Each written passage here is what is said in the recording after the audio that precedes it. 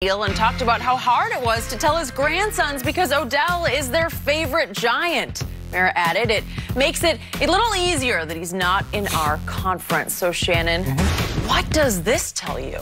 It tells me that John Mara is reading too much of the papers and listening to the media. Yep. Because, Skip, there's no question in my mind. Let's backtrack a little bit. I believe Ben McAdoo and Jerry Reese, the former general manager, former head coach, went to John Mara and said, Eli's not playing well, and we probably need to go in a different direction. And he said, okay, because you're not making this move with a guy like Eli without the blessing of the owner, unless you're Bill Belichick. And even Bill Belichick, he got his hand slapped when he tried to do it to Tom Brady. Okay. Did it for one game. The outcry, the fans got so upset, they ended up reinserting Eli Manning into the starting lineup.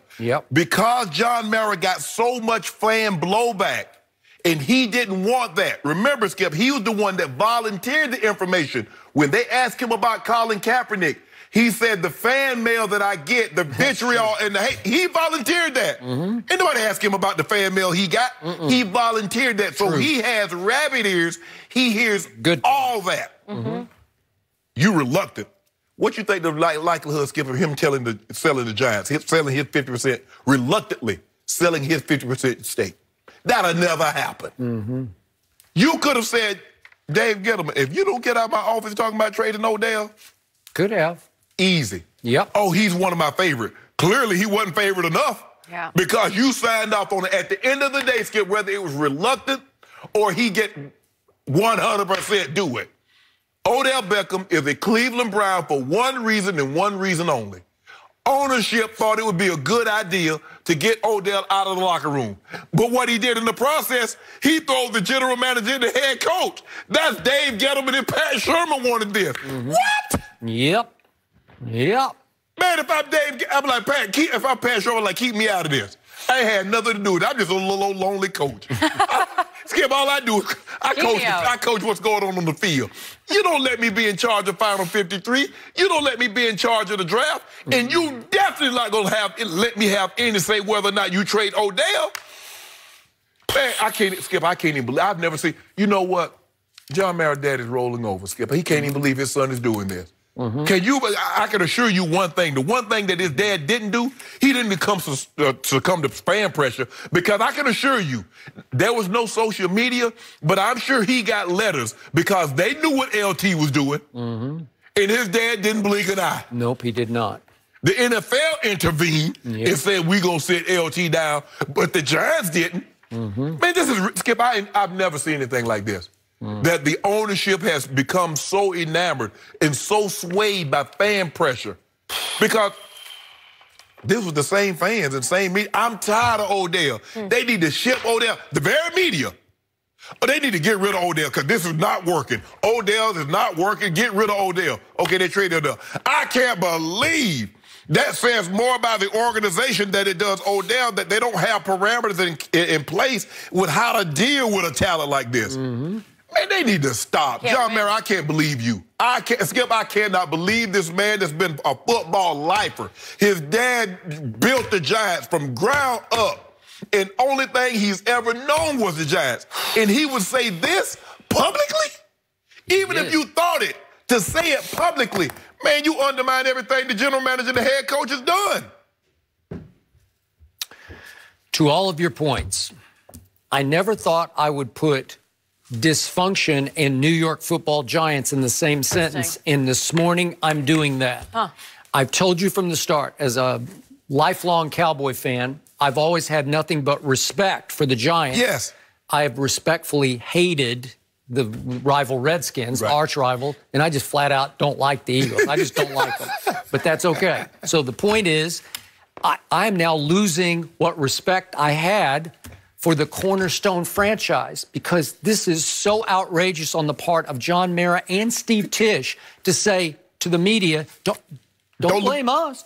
We disassociate. That was their deal. It's their thing. That's ownership. Blame Gettleman. Blame Pat Shermer. Poor Pat Shermer. He's probably going to last one more year. Exactly. Yes. And you're going to throw him under 100 buses. Every bus out of Manhattan going through the Lincoln Tunnel, they got thrown under. Right? Okay, so then he even went so far as to say his hardest call was to his 2 grandsons who sobbed uncontrollably about their favorite player, Odell, is being traded, as if he has to apologize to them. Well, what are you doing? You know what? This actually made me love Jerry Jones as the CEO of the Cowboys, because at least when something happens, it's his, right? He owns it. He owns it like too much, right? Yes. But it's always the buck stops on Jerry's desk. Well, they're saying the buck stops on Gettleman's desk. Really? Are you kidding? And then speaking of, and again, it's hard for me to believe that John Mara, an older guy, I'm not sure exactly how old he is, but again, does he hang on Twitter the way somebody I know does and just read all of his... Clearly he does. I don't think he does. I think he's just reading the newspapers like he grew up doing, the New York tabloids. Well, you know what's worse than Twitter? New York Talk Radio. Okay, and that's terrible too. I agree. But he's firing back at the media because he says that the media is making the case they're hanging on to Eli out of sentimentality. He obviously won this organization. How you know what they talk about?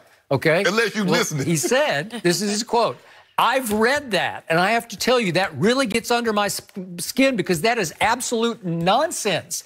He's talking about the headlines he's reading, the newspaper columns he's reading, about how you're just hanging on to dear old Eli because he won you 2 Super Bowls. Yes. Well, are they doing that to him?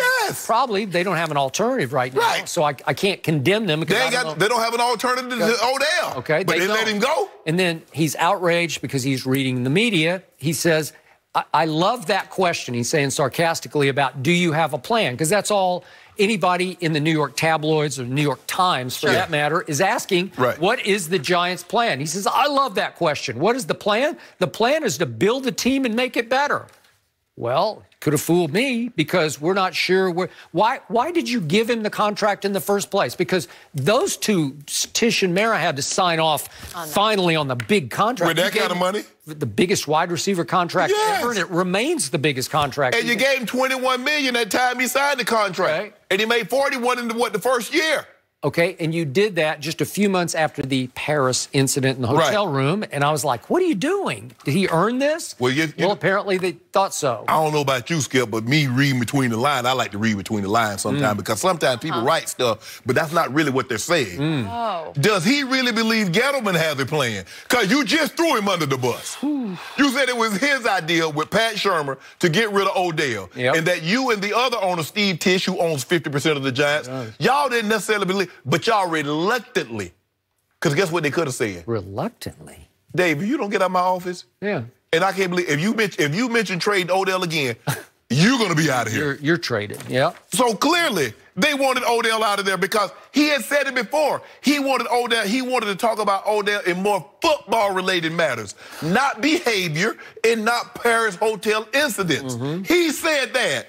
So clearly, he wanted him gone, but he didn't realize the firestorm, be it fans and media, that was going to come along with it. Because it seemed like everybody, the media, was getting tired of Odell, too. It seems like the fan that had it up, he doesn't play but 5 or 6 games a year. He mopes on the sideline. You can't win with that. And then all of a sudden, it's amazing how popular someone's become once you get rid of them. I got it. Right? But again, when it came down, I didn't have any problem with it. I didn't either. I had a problem with them giving him that much money to start with, and I said it right here, so I'm not being 20/20 hindsight. I got more of a problem with what he's saying because he's undermining his general manager and his head coach. Because he's like, what he's telling Odell, we wanted you. Me and Steve, we wanted you to keep you, but we was outweighed by some people in the organization that doesn't have nearly the control or nearly the say that we have. That's what happened, Odell. We wanted to keep you so bad, bro. You think we wanted to trade you? But Dave Gettleman and Pat Shurmur, they won out over us. Oh, I know. No one's safe in this place. So Dave Gettleman, like, thanks so much for sharing. What? I know. I thought what we talked about in meetings, I thought, Skip, normally what the general manager and the owner talks about to the general manager never becomes public. Never. I don't even know if his grandkids want to know that he's saying that they were upset about the move. Like, no one wants again, Skip, what's happening? They're appealing to his emotions. And see, you can't make decisions on emotions because you'll mess up every time. Because now, every decision he makes, Everybody knows that's why you're holding on to Eli, but we'll discuss Eli, I'm sure, at another date and time. But this is, I've never heard anything like that. What a message to send to your football team, to the locker room. I won't lie to you, says John Mara. It's not going to be easy without Odell. Well, okay. Why'd you trade him? All right. Skip, why did you trade him? Yeah, exactly. It's messy. You know, it's almost like, man, it's not going to be easy to cook without a stove. Why'd you sell the stove? Why'd you get rid of it, Skip? But good luck. Yeah. I know. He might live to regret some of those I wouldn't comments. know what you're talking about. Yeah, me neither. Okay, we've got some different family drama to talk about. Why is Lonzo saying goodbye to Big Baller Brand? What? This story we will discuss with Chris Broussard. We'll tell you the latest next.